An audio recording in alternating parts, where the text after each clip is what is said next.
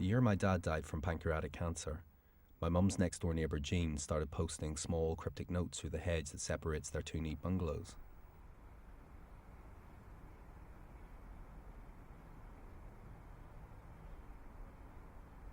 My mum at first thought it was kids, but soon realised it was her elderly neighbour.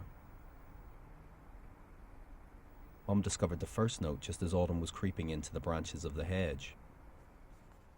Go to your bed at night. Do not come into my house. It is not a fun house. We get no sleep at night time. We have to rise early.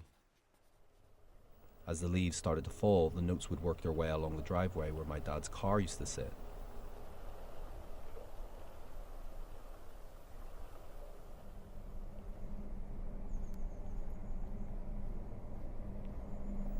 Five years later, she had collected 156 notes, not including the ones she had thrown back over the hedge.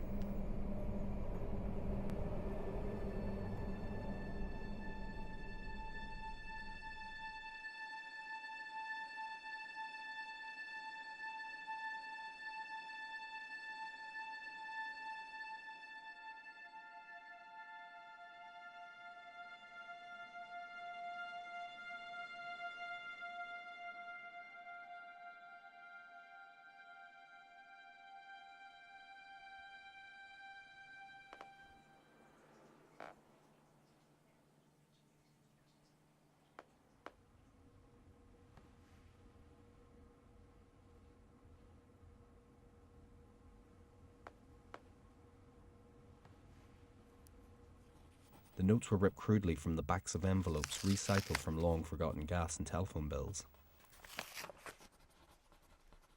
The paper had deep creases from being tightly folded, as if Jean needed to keep them very small and very hidden until she was ready to post them through the hedge.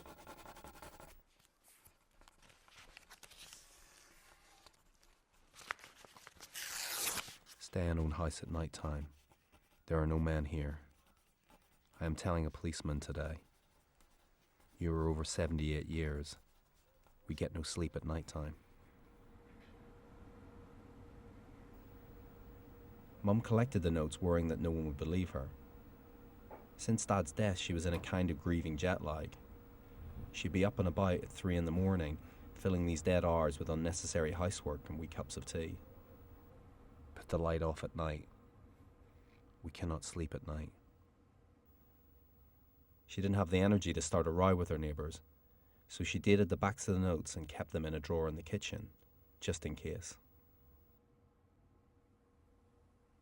Stay in own house at midnight and go to bed. This is not a fun house. Here 7 nights a week.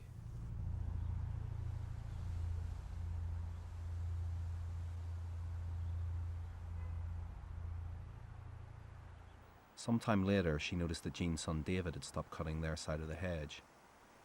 This seems strange because in this part of Northern Ireland, people take immaculate care of their hedges.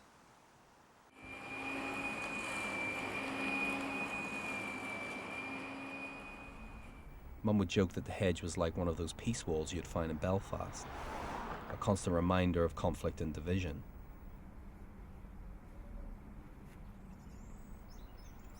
Before the note started, I remember that both our families had chatted politely through the hedge. I have a vague memory of a little dog that ran up and down the pathway yapping at us from the other side. He got out one day and was hit by a car. Occasionally Mum would sit with a cup of tea at her bedroom window, waiting to catch a glimpse of Jean. Nothing. Just the sound of the tumble dryer spinning in the back room. And the notes kept coming.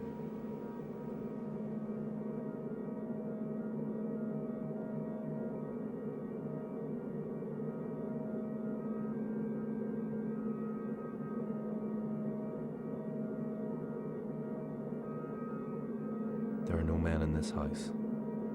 You can get fun in your own house, not in my house. Putin door, Sunday, 24th of the 1st, 10.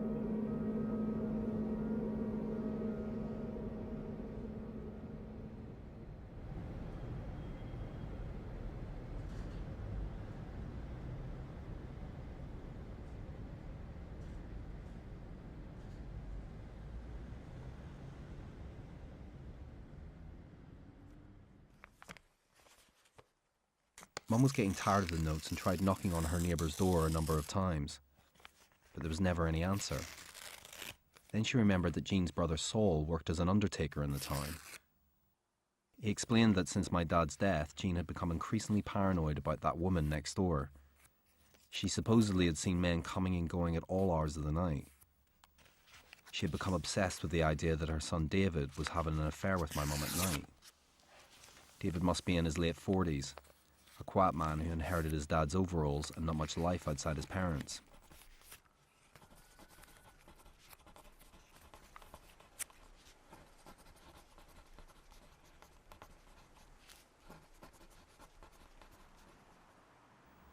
She believed that Mum was slipping through the hedge and into David's bed. Saul said that Jean would bang on David's wall shouting, "That woman's in the house! That woman's in the house!" By all accounts, David hadn't had a decent night's sleep in years. But every time the family brought up the subject of putting her in a home, David would break down and cry.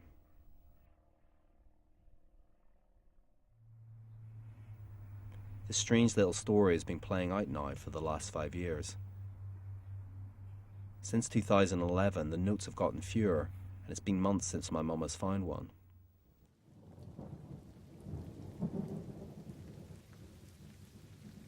Like a lot of things in life, there isn't a conclusion. But I found something in the words of poet Louis MacNeice, who spent his childhood in this part of the country. In the beginning was the Irish rain, and marshalled by a pious woman described as mother's help.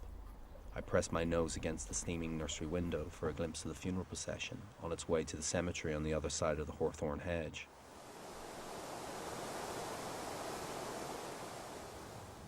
Our life was bound by this hedge. Our damp, cramped acre was our world. The human elements of the world need not be detailed. Guilt, hellfire, Good Friday. All the sadness and conflict and attrition and frustration were set in this 1 acre near the smoky town.